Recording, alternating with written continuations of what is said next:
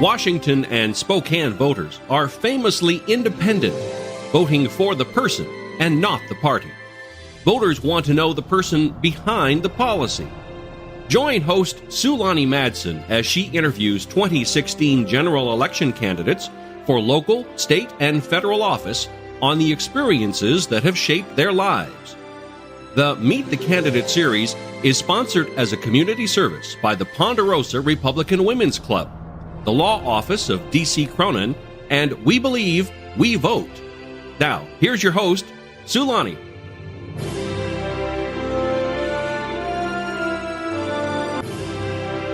Welcome to Meet the Candidate, and my guest today is Ward Andrews, who's a candidate for Spokane County Superior Court, I believe position 10? Correct. Okay.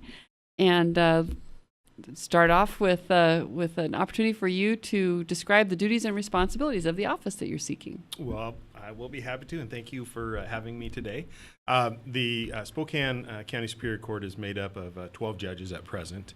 And we, as an example, have about 15,000 case filings per year. Wow. And so as a judge, you're given a divvy of that share of cases that range from adoption to obviously criminal cases, civil cases of all varieties, as well as juvenile cases. And bottom line, there's a lot of work over there, and the judges are there to listen to the cases, decide the cases, and move the system to the best we can for the citizens. Okay. Well, you have some formal schooling that you bring to this, even starting in, I don't know, where'd you start grade school? Well, I'm from Sumner, Washington, which is used to be, I describe it as a small farming community, but it seems like now it's Bellingham to Los Angeles. It has changed, yes. Yeah, so I went to grade school at a school called Maple Lawn Elementary. I then progressed up to good old Sumner Junior High, ended up at Sumner High School, took a class in high school that for whatever reason caught my interest and said, hey, I think I want to be an attorney.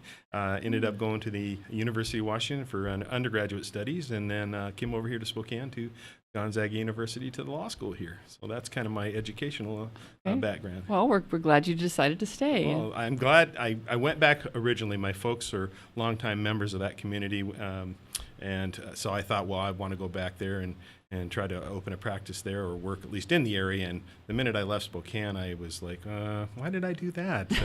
Driving 2 hours to work. I love it here, so I'm glad I'm here. Okay. Well, there's also the kind of informal schooling and maybe job experience or significant activities that helped shape you. What are some things you'd like to tell us about yourself? You know, I think I'm so thankful for my parents. They sadly passed within the last 2 years, but I was adopted as an infant day one. I have lived. I wouldn't say live for them, but they sacrificed. They did everything for me. My dad worked for Boeing for 38 years, graveyard, swing shift. So I didn't see him a whole lot, but he was my dad. He's there, loved me to death. My mom was a homemaker, later a cafeteria worker at the school. So was raised primarily by her. And my sister was also adopted, so we're in the same household. And that's kind of who I am. So I've always felt that set my tone. So as I've learned, I've hopefully become a servant leader over the years through both my work and my experience. I've spent a great deal of time simply because my wife and I chased 7 children around to sporting events, and knock on wood, some have been at the college level. That's not the reason for doing it, but the coaching to me, the athletics has introduced children, introduced our kids, introduced other kids that have been coached to life lessons that can be, passed on. And then, which for me, most recently, then I've been mentoring at-risk youth through Life Center, which is our church, and the communities in Spokane, schools in Spokane, in community in Spokane, and therefore that's kind of where I think I'm taking a real interest there. Well, that would give you some really deep background to bring to family court cases. Hopefully family court and hopefully juvenile, especially. Those two areas, I think, involve a lot of emotions, a lot of issues, and if we can keep primarily those kids on a better track and get them out of the system, that would be a good goal. I can do it one client at a time, but I'd like to do it on a larger basis. Well, I think that gets to the question maybe of the key turning point to seek office. You just said that you were seeking an opportunity to affect the system instead of just one client at a time. True. I never imagined doing this per se till recent years, and then it's that life path that you're on, and I thought I had a little larger calling to do something for public service as opposed to what I'm doing. I'm at a good point in my career where I can do it. I can dedicate myself to it because I truly think it is a public service. There's community service, but as a judge, I think there's a public service, and I think bring a lot to the community, protect the citizens of this community, and do things on a larger scale basis. So that kind of got me going. Okay. Well, one other question I like to ask people is to tell me about your first job, when you first connected work to money.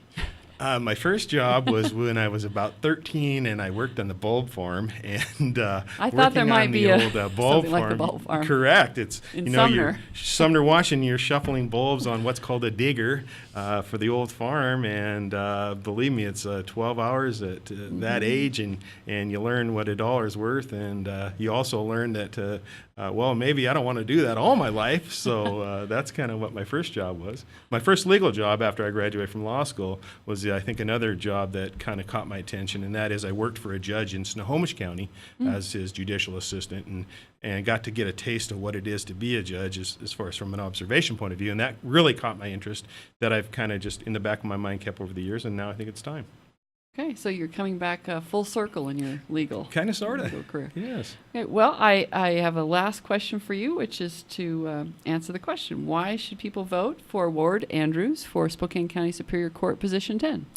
Well, self-ambition is the hardest thing that I found in this election, and I've gone from being a private person to a public person, and then I'm supposed to sit and tell you how great I am and this and that, and it's really kind of bothersome, but I'll tell you that I'm hardworking, I have a solid work ethic. I think the biggest compliment that I have in my profession as a civil attorney for the last 25 years is, half of my support or more is from people that I've had cases against. And so to me, I think I have the respect of the legal community on both sides. And just that, coupled with the fact that I am here to protect, to work hard, to be hired by the citizens of Spokane, to go down and do the job that's needed. The courts are congested. I'm willing to embrace civil changes that we're talking about, and I'm also willing to embrace some of the criminal changes. And there are a lot of them coming, but as the system is right now, it's not working. And I feel I'm at a good point right now to do what I can to change the system, and I think the folks that are going to benefit are the folks here. Okay, thank you very much for joining us today, Thank Ward. you. Yep.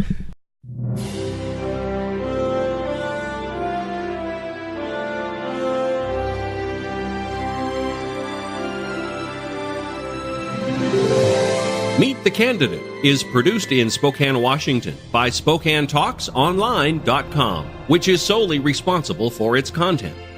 The Meet the Candidate series is sponsored as a community service by the Ponderosa Republican Women's Club, the Law Office of D.C. Cronin, and We Believe, We Vote.